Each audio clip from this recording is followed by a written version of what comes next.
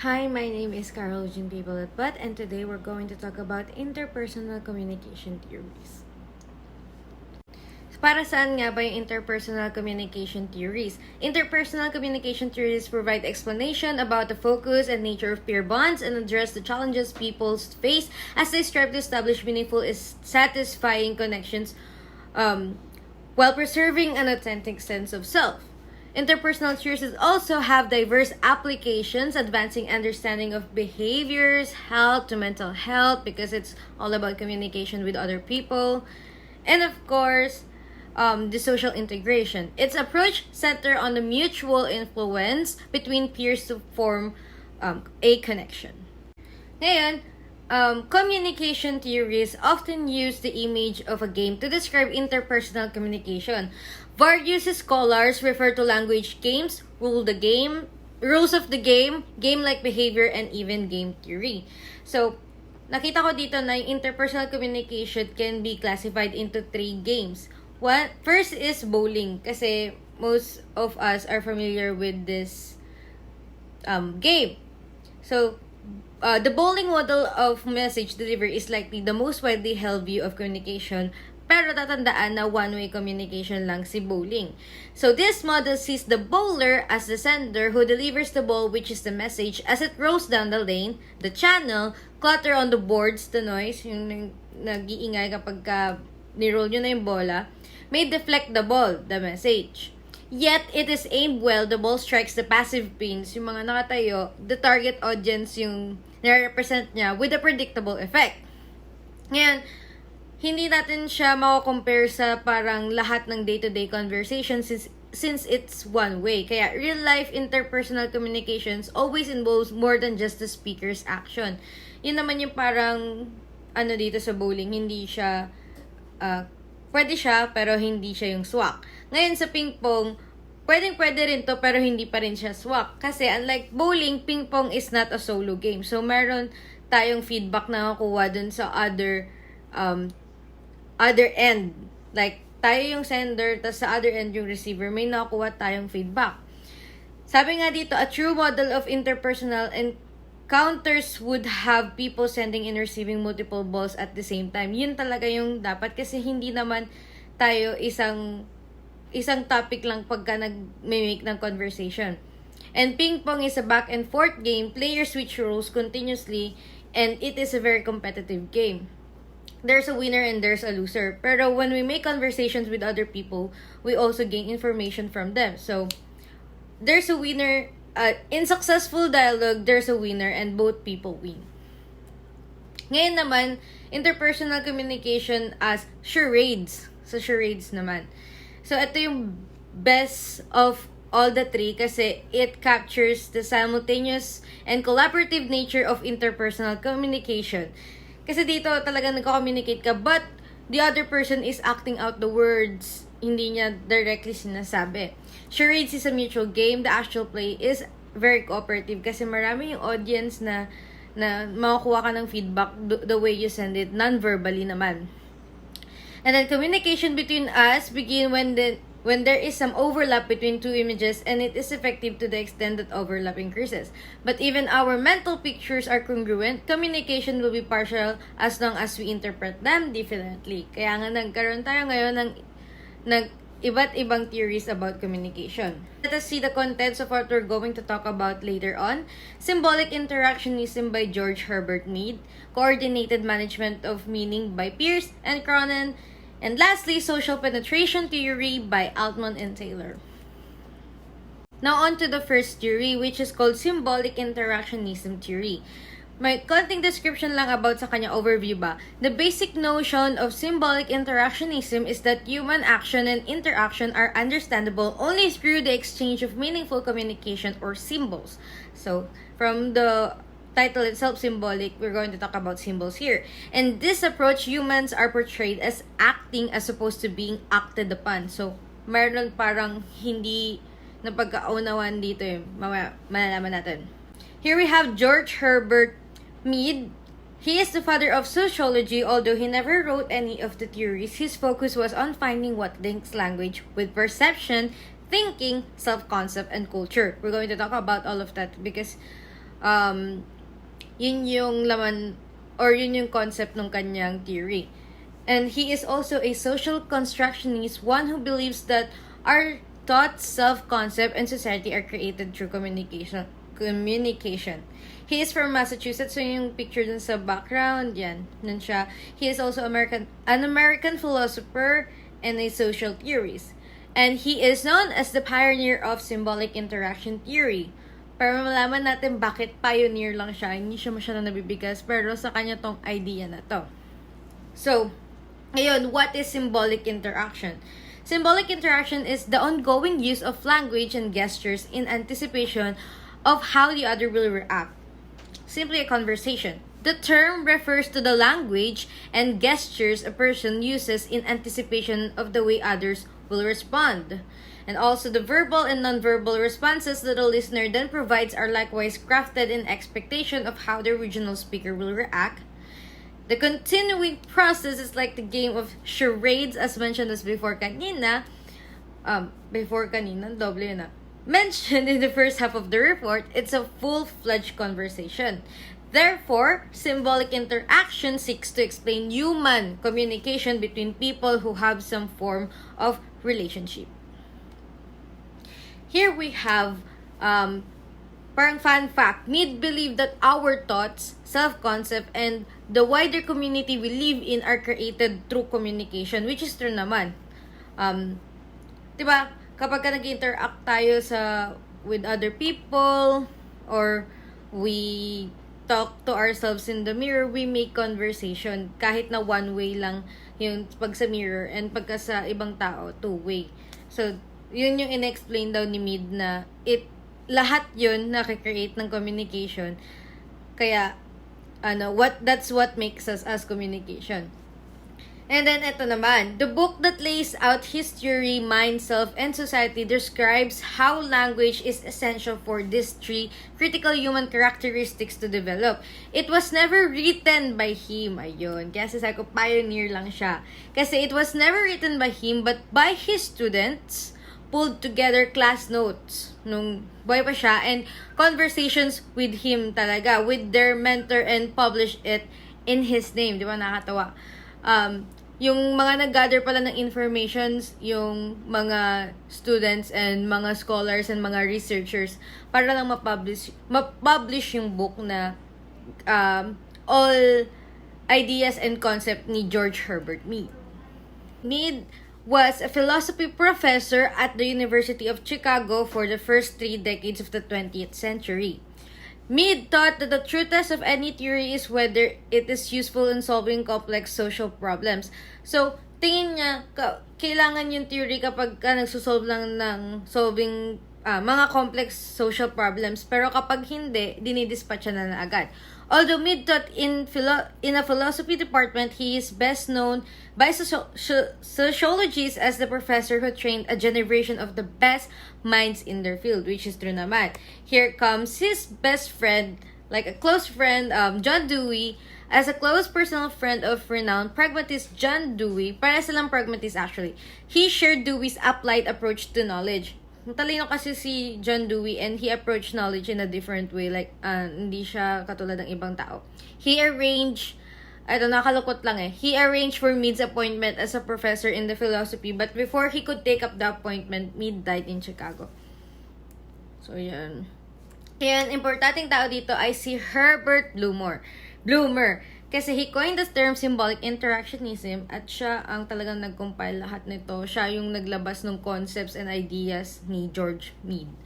So, yung contributions niya, yung 3 core principles na pag-uusapan natin. Ngayon, it is the meaning, language, thinking. These premises lead to conclusions about the creation of a person's self and socialization into the larger society. Ngayon, first is the meaning. He describes meaning as the construction of social reality. Bloomer started with the premise that humans act toward people or things on the basis of the meanings they assign to those people or things. Interpretation are a joint venture. Ika nga, sabi yan ni Jane Wagner's One Woman Play siya. Siya yung nag-play sa One Woman Play, The Search for Signs of Intelligent Life in the Universe. kung saan si Trudy yung bida dito. Trudy is an urban bag lady that views society from her perspective on the street. So, play siya na dito binase yung, yung unang core principle. Ngayon, meron tayong symbolic interactionism na model, which is the stimulus to interpretation and response. So, ano nga ba yung stimulus? A stimulus is described as communication from a sender object to a receiver. Object via a link is called a stimulus. Yun yung stimulus. And communication from a sender class to a receiver via an association is called the message. Yun yung i-deliver. So, yung stimulus, yung link. And then, the closest they came to the idea of causality is to argue that humans act on their definition of the situation. Totoo naman, actually, totoo yun. Interpretation naman, interpreting is an activity that consists establishing oral or manual communication between two or more speakers who are not speaking the same language. The middle term in the chain, etong interpretation, tinutukoy niya, shows that it's the meaning that matters. When those interpretations are shared throughout society, they become hard to resist. Lastly is the response. All interpretations by the receiver are influenced by their experiences, attitudes, knowledge, skills, perceptions, and culture. It enhances the effectiveness of the communication as it permits the sender to know the efficacy of his message. It enables the sender to know if his or her message has been properly comprehended. Kasi diba minsan pag nagsasalita tayo, nakikipag-usap tayo sa isang tao, hindi naman natin alam kung naiintindihan ba talaga nila tayo or sadyang oo lang sila ng oo pero hindi talaga tayo nila naiintindihan. Diba? So, yun yung mga real life situations. Ngayon, next is the language. Language is described as the source of meaning. Bakit? Kasi we need the ability to use language in order to negotiate, interpret, and assign meaning. Ngayon, eto na yung medyo complicated kasi ang daming objectives ni language tulad ng this leads to the second premise that meaning arises out of the social interaction that people have with each other. Meaning is negotiated through the use of language. Humans have the ability to name things kasi nga may sarili tayong utak, but then yung mga animals meron din pero it's called instinct lang. Then specify action like shout and refer to abstract ideas or concepts. Ngayon, language is the software that activates the mind, but it does not come pre-installed. Without symbolic interaction, there is no shared meaning. Ngayon, yung nakuha kong parang aral dun sa mga nakuha ko, language kasi allows us to share our ideas, thoughts, and feelings with others. It has the power to build societies but also tear them down. Language is a medium of communication kasi it allows people to communicate in a manner that enables the sharing of common ideas, di ba? Kasi kapag yung language hindi mo naman naiintindihan, hindi ka rin naman makapag-respond. Mag-respond ka based on your interpretation. And lastly, the importance of language is that it helps to question, provide answers to questions, and communicate thoughts and desires as well. Ngayon, lastly, dun sa core principles is called thinking, and this is described as the process of taking the role of the other. So, ang dami niyang sagay. Let's first have Blueber's third premise is that an individual's interpretation of symbols is modified by his or her own thought process. Also, symbolic interactionists describe thinking as an inner conversation. Mead called this inner dialogue as minding. So, meron tayong term na tawag na minding na dinescribe niya. Ito, mostly, nag-a-appear to sa mga palabas. Kapag yung mga protagonist na ikipag-usap sila sa sarili nila, yung kapag may narinig tayong boses pero hindi man sila nagsasalita, that's what you call minding. And he described minding as an inner dialogue used to test alternatives, rehearse actions like what I've said kanina, yung mga protagonists, and anticipate reactions before responding. Parang self-talk. Kailangan mo po munang parang may briefing ka sa sarili mo. So you call that minding, according to me. And he also said humans require social stimulation and exposure to abstract symbol systems to embark upon conceptual thought processes that characterize our species.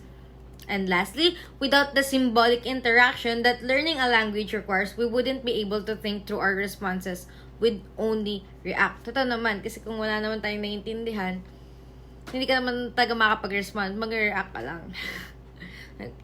Ano yun, ganon. Eto, fun fact, To Kill a Mockingbird. Kasi in Harper Lee's novel To Kill a Mockingbird, you never really know a man until you stand in his shoes and walk around in them. Totoo yan, di ba? Like, hindi natin alam yung karanasan ng isang tao hanggat hindi natin nararanasan. And, yun, papasok dito yung term na taking the role of the other, which means it is the process of mentally imagining that you are someone else who is viewing you. So, napakalawak nung kanya, no? And ngayon, ibang topic naman to, it is called the self. He described here in under history that the self is the reflections in a looking glass. So, kita na rin dito. And Charles Cooley coined this term. And looking glass self means the mental self-image that results from taking the role of the other, the objective self, me. So, meron tayong pag-uusapan dito. Napag-usapan na natin to na previous SEM. Pero, brief lang. Balikan natin. So, the I and me. So, the I is the self is an ongoing process combining the I and the me. The I is the spontaneous driving force that fosters all that is novel, unpredictable, and unorganized in the self. The I is akin to the right brain activity. You can never know your I because once it is known, it becomes your me. Totoo naman. Kasi ikaw din yung I. So, tingin mo, ikaw yun. So, me din. Associated talaga sa I and me. Pero si the me is viewed as an object kasi siya yung nape-perceive mong ikaw. 'Di ba? Kasi ikaw nga yung totoong I, tas yung me, yung pina-perceive mong ikaw yun. Kaya yung you're looking yourself through a glass of mirror, so yun yung me. And we describe the process this way. If the I speaks the me, if the I speaks, the me hears, and the I of this moment is present in the me of the next moment. Looking glass self has 3 elements. We imagine how we appear to those who are around us. That is first, kasi we may believe others sees us as witty or dull, depende sa perception nung tao na tumitingin sa atin. We interpret others' reactions. Yun yung second. We come to a conclusion of how others evaluate us. Do they like us? Diba, mag-iisip ka. Ngayon, may crush ka, tapos nagkatingin na kayo, nagkausap kayo, totoo bang gusto ko nito kausapin? Do this person find me attractive? Mga ganyan. We develop a self-concept lastly. How we interpret others' reactions to us frames our feelings and images of ourselves. So, depende sa kausap mo kung paano kanya pinerceive, yun na yung magiging tingin mo. Tingin niya mabait ako, so mabait ako. Yun, ganun. Ganun yung parang real life explanation dun. And then second is society. This is described as the socializing effect of others' expectation. Meron siyang 2 elements, significant others and generalized others. Ito medyo makikriticize siya dito eh. Significant others, an individual who significantly influences someone else's life, like your mother, your father, your siblings, yan. Yung tao din. Eventually, they can take the role of generalized others. Ano ba yung generalized others na yan? Yung generalized others is the norms, values, attitudes, and expectations of people in general. The ability to do this is a significant step in the development of self. Second, the composite mental image of a person has of his or herself based on societal expectations and responses. So, parang kapag ang stereotype, kapag mataba, pangit, pag payat, maganda. So, ganun. Naging ganun na eh. Kasi nga, nag-generalize ka. So, yung tingin mo sa sarili mo, ganun na din. Nilalagay mo yung sarili mo sa isang group, which is, hindi pwede kasi nga ang tao, iba't iba, hindi tayo pwedeng malagay lang sa isang group, particular group. So, medyo talagang, ganun siya dito. Ngayon, nakita ko na paano nag-work yung symbolic interactionism. Ngayon, mauna dyan yung symbols, and then, yung symbols na yun, mag-establish ka ng meanings and then develop their views, communicate with each other, then society. So, cycle lang talaga siya. Kaya pa ganyan yung arrows, naka-intertwined sila talagang paikot. Kasi cycle siya kapag meron kang pinakita, magkakaroon siya ng meaning, tapos yung ibang tao, bibigyan ng ibang meaning yun, tapos magko-communicate kayo, depende kung magkakaintindihan kayo o hindi, tapos magiging social norm yun. Yan yung criticisms niya, ito nga, they don't take into consideration of every individual, kasi nga, generalize na nila na kapag pagka ganito yung attitude mo, belong ka na sa ganitong group, which is, hindi naman dapat ganon. And some people are unable to make choices and have little free will. So, talagang, ganon. Pero marami siyang naitulong sa ibang theory. Kasi yung next theory and the following theory, nag-base din dito sa gawa ni Mig. And by focusing on subjective interpretations, the theory overstates the subjective basis of society. Yun na nga. We don't get to choose consequences for actions, nalilimit, diba? And lastly, it underestimates the power of structure kasi nga, nakatingin lang siya sa generalization. We're moving now to the second theory, which is called the coordinated management of meaning. Excited ako dito kasi this is my favorite theory out of all the three. And coordinated management of theory, in short, the CMM, is a theory that lays down the process that helps us to socially communicate, that makes us create meaning, and also manage the social reality. This theory of CMM advocates on articulation of a process on developing prepositions on given situation by the people. So, yung two gumawa ng theories is Barnett, Peirce, and Vernon Cronin. So, a little background on the two. Barnett Peirce is a communication scholar from the Fielding Institute. He is also the founding member of the Public Dialogue Consortium, and he is the co-creator, of course, of the CMM. And he authored 7 books and more than 100 articles. Ang sipag ni Kuya Barnett. Charot. And Vernon Cronin is also a communication scholar, pero from the University of Massachusetts. He is the co-creator of the CMM, and he is also the visiting professor at the University of North Carolina, Wilmington. Then, transmission model of a communication. Ito, basic to, guys. Most of us know this transmission model.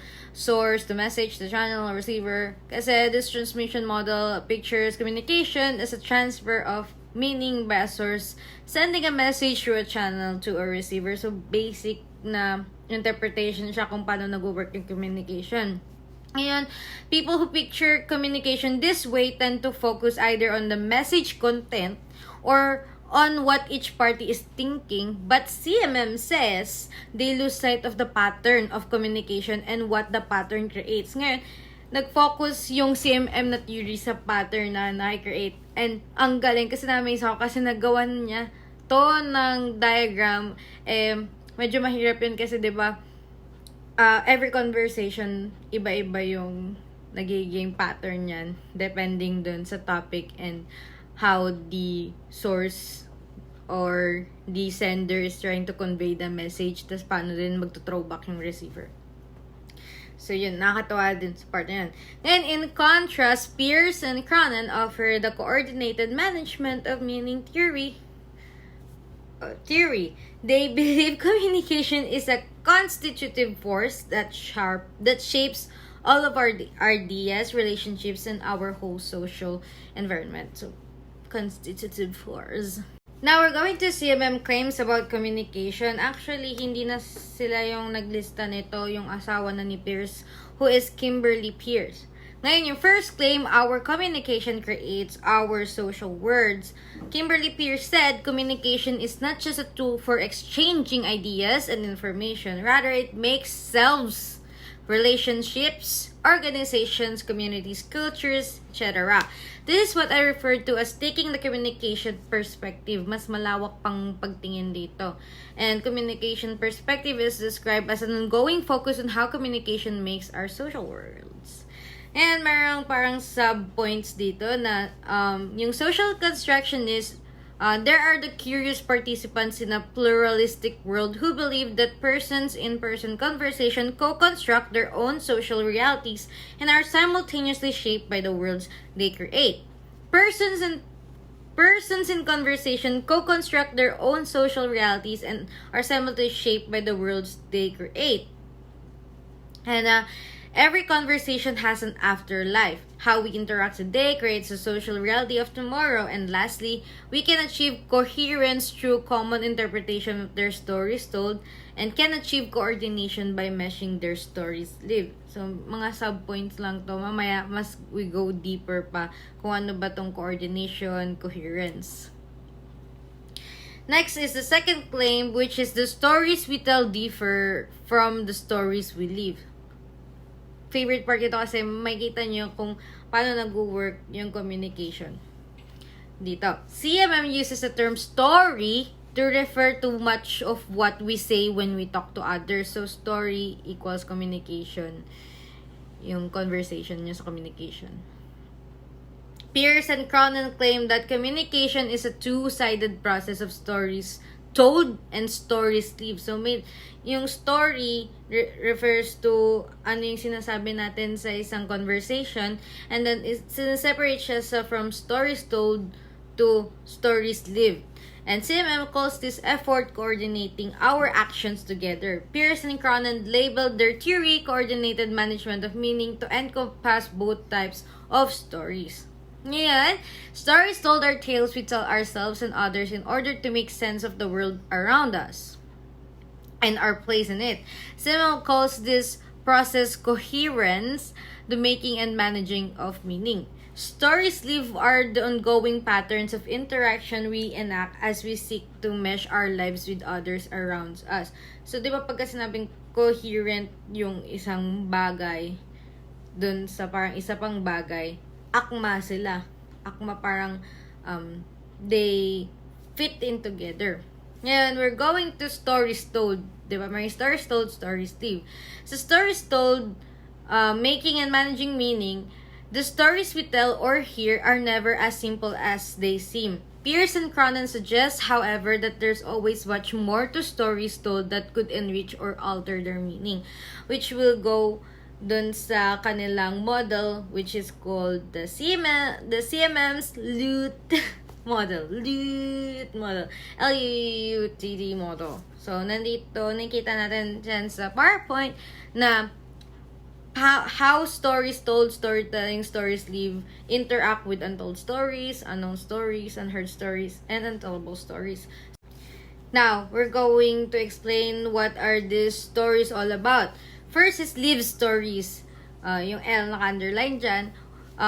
Live stories are what we actually did or are doing. For example, yung isang artist, gumawa siya ng kanta, tapos kinonvey niya yung message niya through the lyrics, kung ano yung naranasan niya by him or herself, or kung ano yung naranasan niya together with a significant other, tapos pinortray niya sa isang music. Unknown stories naman, information that's missing. So, medyo confusing si unknown stories and untold stories. Why? Kasi ang main difference sila, ang unknown stories are information that's missing. Nag-exist tong information na to, but you don't remember, so it's unknown. Pero nag-exist yung story na yun. Pero, hindi mo na alam kung ano siya or nasa na siya, ganun. Untold stories naman, what we choose not to say. So, eto, nag-exist din siya, pero alam mo, pero hindi mo siya sinasabi. Kasi nga, you choose not to say it. Then, unheard stories naman, what we say that isn't heard or acknowledged. Atong basic example, kapag kami na-message natin yung isa nating kaibigan, and then he or she does not reply, hindi na-acknowledge yung message mo, you're getting ignored by that person. So, yun. Unheard stories yun. And then, untellable stories naman, stories that are forbidden or too painful for us to tell. Ito, lahat naman tayo may pinagdadaanan sa buhay. We've been through a lot of journeys kasi nga, I've lived 2 decades na. So, yeah, I've gone through a lot. and I have like a lot of things I don't like to share to people. So that's like untellable stories. And storytelling, the tea in the telling, is the manner in which we communicate. Basically, ito na yung process ng paano natin sinasabi yung story natin sa tao. And stories told, lastly, what we say we are doing currently. So, ito yung current. Stories lived naman. Yun yung stories, yun yung stories told. Ngayon, stories live naman tayo. Stories live are the coordinating our patterns of interaction. Ngayon, medyo complicated siya ng konti dun sa isa. Kasi gumagamit siya ng serpentine model of a deteriorating conversation. Dinescribe niya tong pagganito kasi madami siyang twists and turns. So, meron tayong example dito na si Wilson and Larry talking about The Life of Pi, the movie. So, here we have Wilson and Larry having a conversation. Wilson says, I saw a great movie last night, The Life of Pi. Really artistic. Larry responds, I saw that it was confusing and boring. A guy and a tiger in a lifeboat. Get real. So, he contradicts the other person na agad. So, magte-take talaga to ng turn of events, di ba? So Wilson replies, boring? You've got to be kidding. And Lee is a genius. Anyone who can appreciate his art is an idiot. Pero hindi pa rin tumigil si Larry. What a dumb thing to say. That comment just show you're a close-minded snob. Siyempre, nakapikon yung sinabi. Sabihin naman ni Wilson, you're the one who's close-minded. Your head must be up your butt. And up yours. And giving him the finger. Larry gives him the finger. So, diba? Nagsalita lang siya ng konti, pero yung communication ng gesture communication pa rin. And in this particular na model, the serpentine model, makita natin na ang conversation may pattern. Kapag ka nag-start ka ng masaya, tapos nirespond ka ng masama, masama na siya all throughout. So, yun yung pattern. Kapag ka naman masama ka nag-start, tapos kino-comfort ka, maganda na yung daloy. So, yung pattern na yun, hindi yun usually correct. Pero yun yung sinasabi ng CMM. So, yun. Medyo may criticism siya doon. Di ba? Kasi wala naman kasing perfect na theory. Kaya nga theory lang. And, so, Pierce and Conan are particularly concerned with the patterns of communication we create with others. Kasi without such a tool, we may miss the repetitive patterns that either benefit or pollute the social environment or yung paano kayo nag-usap. Pierce wrote that the model is called serpentine because it looks like a snake crawling from one person or group to another and back again. Diba? Para sa snake and ladders. This model directs our attention to the back and forthness of social interaction. Ayun nga, and to further parang explain ko ano yun nasa picture, the serpentine model can analyze any conversation and map out its history. For example, the Wilson-Larry conversation, trapped in a sense of oddness that has them in its grip. They can continue this feud forever, fueled only by the logical force of interaction. Diba?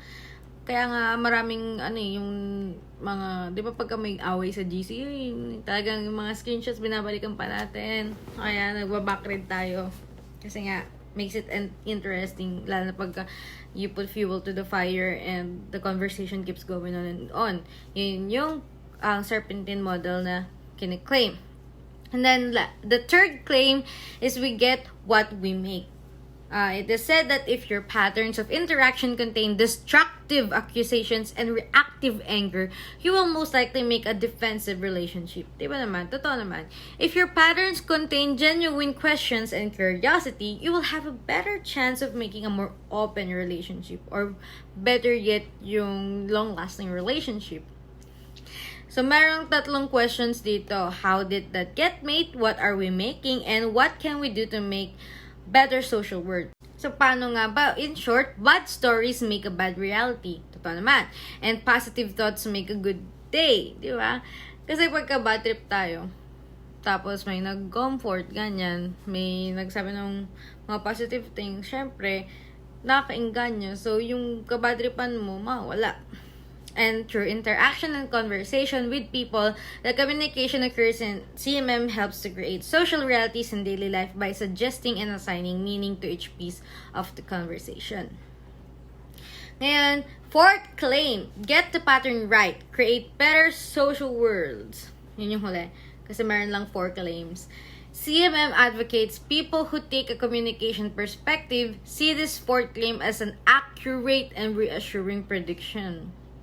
But they also regard the statement as a prescription that we have an obligation or moral responsibility to use CMM insights and models to create the best social worlds possible.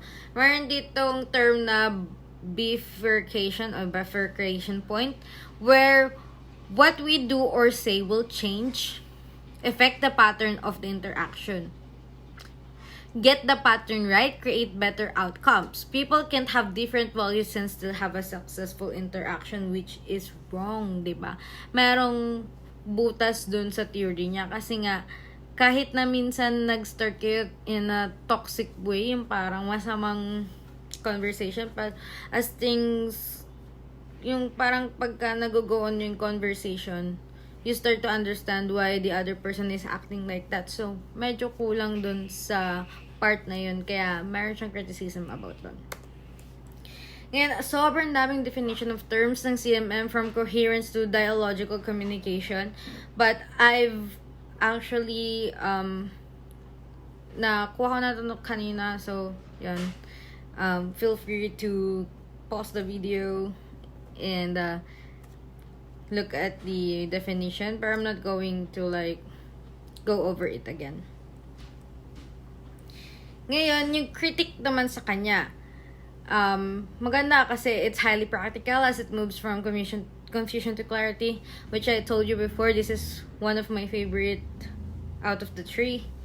And, bakit? Kasi new understanding of people, clarification of values, community of agreement, reform society, qualitative research, and it also has an aesthetic appeal, diba? Sobrang dami niyang factors na parang talagang magugustuhan mo siya. Ako nga, nagustuhan ko siya. Magustuhan mo din siya.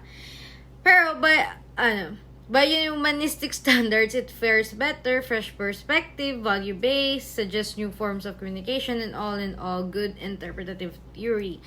Pero marami pa rin siyang criticisms actually. Kasi by scientific standards, CMS is only vague. CMS is hopelessly just vague. Hard to predict future events. Focus on the now. Kung ano yung nangyari sa conversation, di ba? Doon lang siya. Pero hindi siya predict pa ng ibang pattern kasi nga sumusunod lang siya sa ganung pattern. Too many terms. Yun nga, sobrang dami kong terms kanina, diba, na nilista. Difficult to focus on what is important in the interaction. Complex, extremely broad theory. So, kapag hindi mo siya inaral talaga ng deeper, you won't understand any of the terms. Kasi nga, meron siyang kanya-kanyang different meaning na i-apply doon sa kada sentence. Coherence does not mean like coherence itself. Na makikita na sa dictionary, it has its own meaning doon sa context. Diba? It also does not have a testable hypothesis by humanistic standards. Although it fares better fresh perspective, pero it is value-based, suggests new forms of communication, and kung meron ng existing, bakit hindi na lang yun sundin, diba? Pero all in all, it's also a good interpretative theory. Lastly, we have social penetration theory. So, diba, pagka narinig mo yung penetration, some of us thinks about this sexually, pero worry less, hindi siya about done. Social penetration is the process of developing deeper intimacy with another person through mutual self-disclosure and other forms of vulnerability. It was developed to explain how information exchange functions in the development and dissolution of interpersonal relationships. It also describes the process of bonding that moves a relationship from superficial to more intimate. Yeah, and let's have who are these people? Dalmas Taylor and Irwin Altman. They are the ones who actually created this theory. And I can't find anything about them on the internet. So I go straight to their theory on how they actually think of how communication goes. Altman and Taylor first described the process of self-disclosure as peeling back the layers of an onion. I'll show you in the next slide how it looks. It's not like literal onion. It's like just the description on how they describe social penetration, like in real life. So it's a peeling back of the layers of an onion, which possess both breadth and depth. Breadth refers to the various facets of a person's life, such as work, family, community, and hobbies. Depth naman pertains to the details concerning each of these areas. The outer layers of the onion represent superficial information about a person, such as a physical appearance and speech. The deeper layers represents more intimate information, such as the person's thoughts, feelings, and relationship with others. So, many of the researchers have known, na-try itong i-incorporate ng theory na to. Kasi somehow, it really defines what a person is. Kasi nga, hindi lang siya dun sa outer tumitingin, dun din sa inner part. Onion is a personality structure model. Yan nga, like what I've said, it is the model. As you can see, mayroong biographical data yung sa outer. Tapos, mayroon din dyan yung dating, worldview, studies, taste.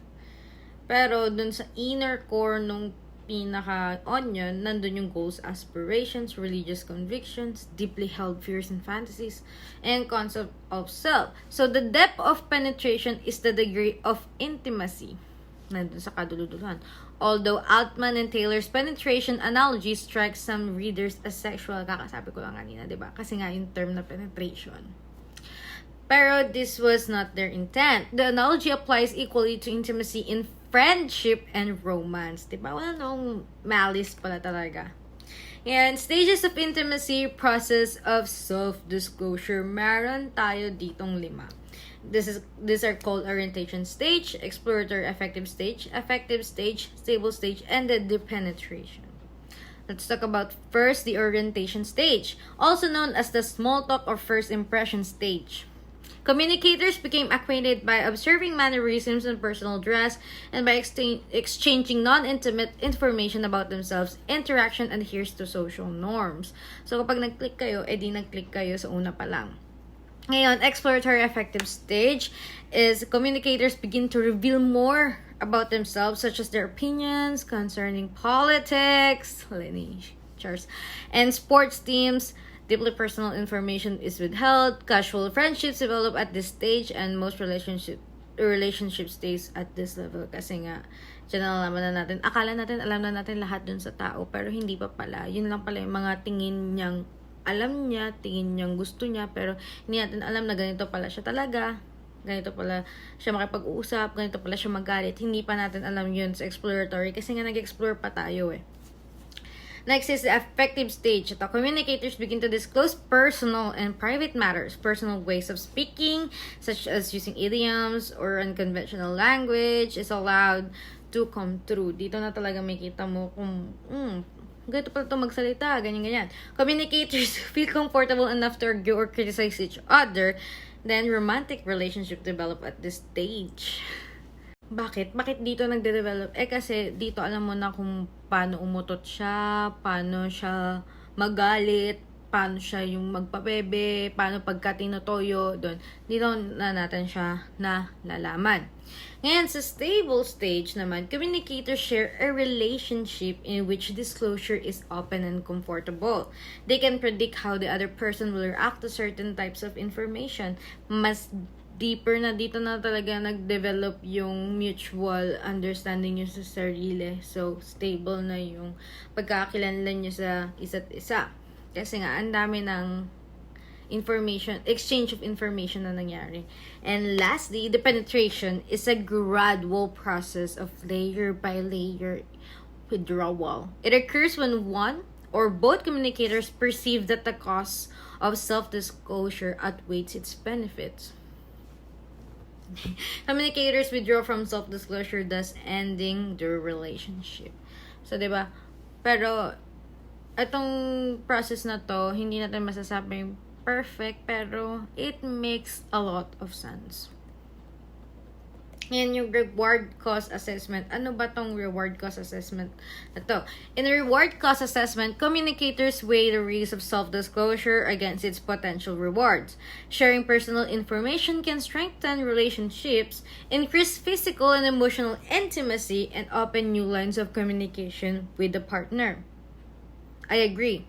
However, if a partner were to react badly to the information, betrayal, mistrust, and separation could result. Totoo. Broken marriage ba? Kung nanood kayo. When deciding whether to disclose personal information, communicators consider factors such as trust, loss of privacy, the longevity of the relationship, and previous reactions from the former partners in similar instances. As long as the rewards outweigh the costs, information is shared. Rewards cost assessment become more critical and frequent as relationships deepen and the risk of self-disclosure rise. The assessment's outcomes determine the volume and types of information, if any, a person will share with a partner. When the cost of self-disclosure exceeds the potential rewards, self-disclosure stops and the relationship stalls. So, talagang parang nag-focus si social penetration theory kung saan merong intimate relationship yung isang tao to isang tao, either relationship na pang girlfriend-boyfriend or a romantic relationship or friendship or acquaintance. Doon siya nag-focus. Doon sa relationship na yun, hindi sa yung dalawa sa communication ng isang tao to isang tao. Ngayon, barriers to self-disclosure. There are several factors can affect the amount of self-disclosure between partners.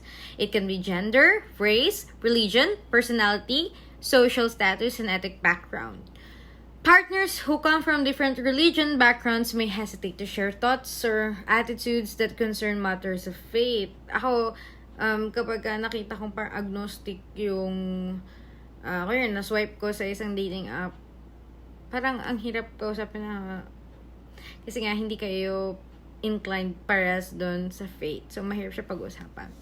And men often refrain from expressing deep emotions out of fear of social stigma. Pero kailangan natin erase yung stigma na yan kasi men can be feminine, men can be vulnerable, men can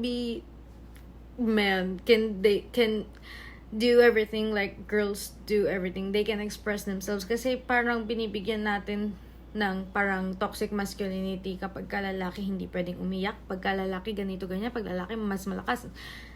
Let's stop that kasi ang babae at lalaki equal. Kaya ang president ko babae. Such barriers can slow the rate of self-disclosure and even prevent relationships from forming. In theory, the more dissimilar two people are, the more difficult or unlikely self-disclosure becomes. Totoo naman, kapag hindi kayo compatible, wala. Wala talaga. Social penetration theory has been criticized starting with a limited scope. Criticisms niya, medyo marami-rami dito kasi totoo naman, limited scope, doon lang siya talaga nag-focus sa intimacy ng isang tao to isang tao. Social penetration theory is mostly utilized to describe early stages of relationship development and how dating relationships develop over time, but does not apply as well to co-workers, neighbors, or acquaintances. Hindi siya pwede gamitin doon na i-invalidate yung process nung in-explain natin kanina kasi it only applies to romantic relationships or yung sa friendship. Talagang focus siya sa friendship and romance. So, limited scope. Tapos, naglilin lang sa isang particular situation. So, ganun.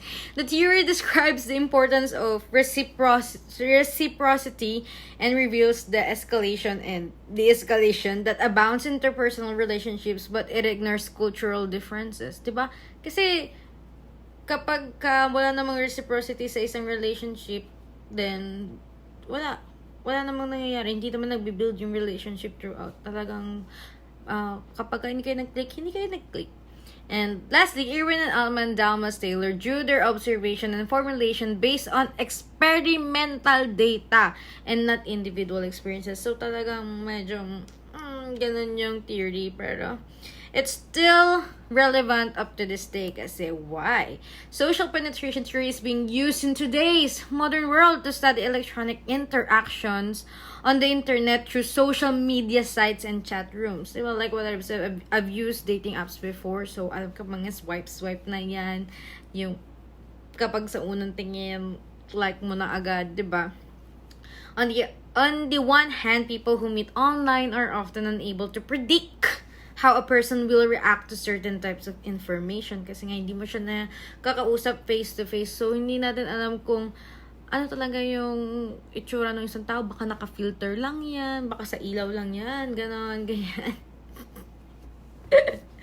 Certain types of information, making the cause of self-disclosure difficult to evaluate. On the other hand, the impersonal nature of communication through a screen may mitigate the cost of sharing intimate information, thus making self-disclosure more likely. Kasi ngayon sa generation natin, diba, lalo na nag-pandemic, talagang more on virtual tayo nakikita. I haven't even seen Audrey in person. Pero, we're building relationship na as friends and we trust each other na ganito, ganyan, without actually having that intimate relationship with each other.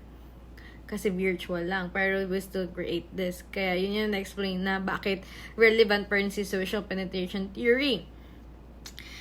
And theories in this field have observed a variety of outcomes with online interactions, highlighting a need for more study to turn social penetration theory into a more predictable model. So, maraming pwedeng gawin dito sa theory na to, pwedeng i-revise, ganyan. If I'm going to make a theory, why not? Diba? I've tried doing the shrimp theory, and maraming butas, pero it's fun to really like incorporate your ideas and yung experiences mo and then combine them and make something out of it. That's what makes a theory. Yeah. That wraps up my report about interpersonal communication theories. Thank you and bye.